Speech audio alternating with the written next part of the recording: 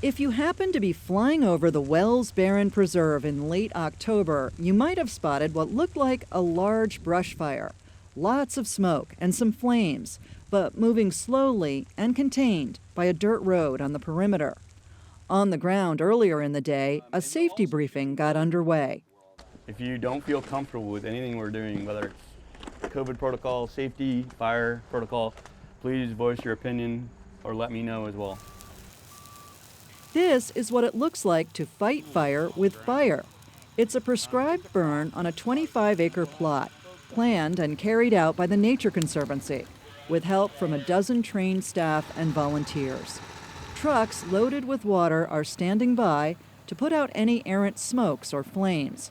John Bailey is the fire boss. And the idea is that training to get good fire on the ground, to do restoration for the species and the habitat, as well as to protect the community. So to reduce those, what we would consider hazardous fuels. So that's like the built up leaf litter and needle cast and debris. The preserve is an unusual sand plain grassland habitat that's home to 11 state endangered or threatened animals and 9 rare plants. It's also an important migratory and nesting area for more than 100 species of birds. Bailey says the vegetation, including wild blueberries, is dependent on periodic, low-intensity fire to help it thrive. Weather conditions have to be just right for a prescribed burn. Humid conditions with light southerly winds will continue tonight, with transport winds increasing by early morning hours.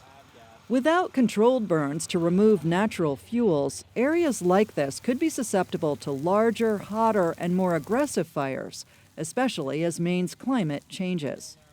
I think folks tend to forget certain areas of Maine are meant to have that disturbance of fire. And so now that we've built up homes and communities, we have to balance that act of having fire. In the dry spring of 2018, a wildfire burned 315 acres near here on the Wells Barren Preserve. It threatened nearby neighborhoods, lasted 3 days, and involved 100 firefighters.